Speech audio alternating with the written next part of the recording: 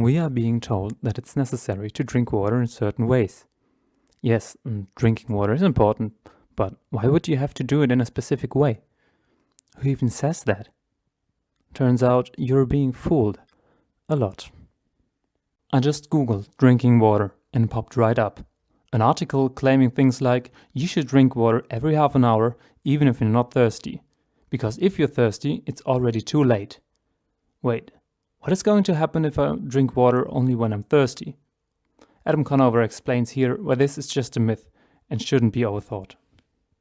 So, this video is not about drinking water. It's about facts.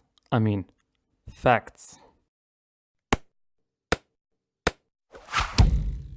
Do you trust scientific studies? There's a very good book, Bad Science, by Ben Goldacres, that goes into details. In this, he talks about products that companies try to sell you, marketing them with studies that are outdated or were ordered by the companies themselves. A good example is this, moisturizing cream. Alpha-hydroxy acids, high levels of vitamin C or variations of vitamin A would actually make your skin more youthful. Since the amounts that you would need for that also cause irritation, stinging, burning and redness, they are restricted to very low doses by law. They don't do anything anymore, yet it is being advertised as if they do, because generally it can be true. Goldacres shows many ways in which the industry fools you. This is bad. Do you want to know how bad things can be? Listen up. John Bohannon made an experiment where he sent a completely faked study to over 300 professional online journals. 157 of them accepted his fake study. Profit logically is more important for the journals than good studies, as long as they seem good. But then there's also the reader side. This is you. If you look around in comments on the controversial science videos, you will find many people asking about scientific evidence for pretty much anything.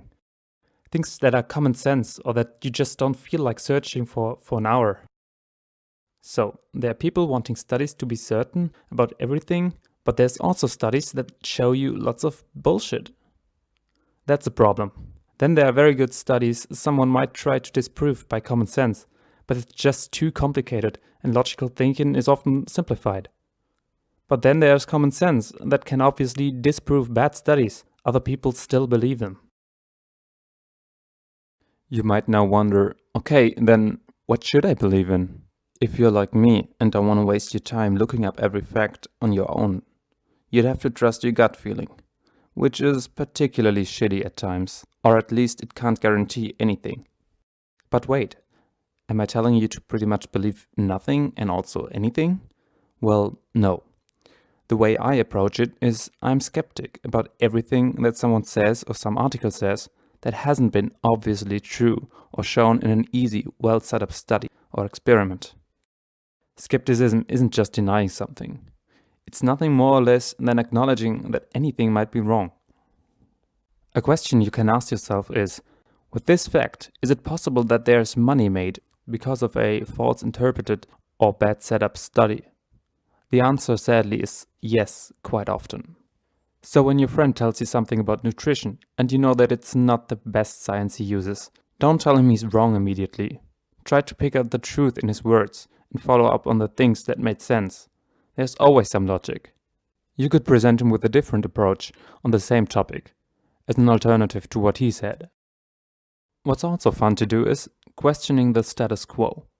This is not bound to unknown or controversial topics like in sports, nutrition or psychology. Why does one work 40 hours a week? Is there a rule that says it's the best amount of time? Why not eating ice cream in the morning?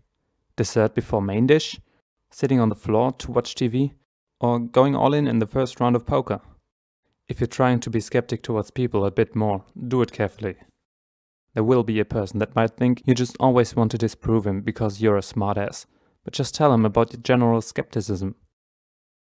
I recently heard a smart saying, if you want to know the truth, don't have an opinion. That's about it.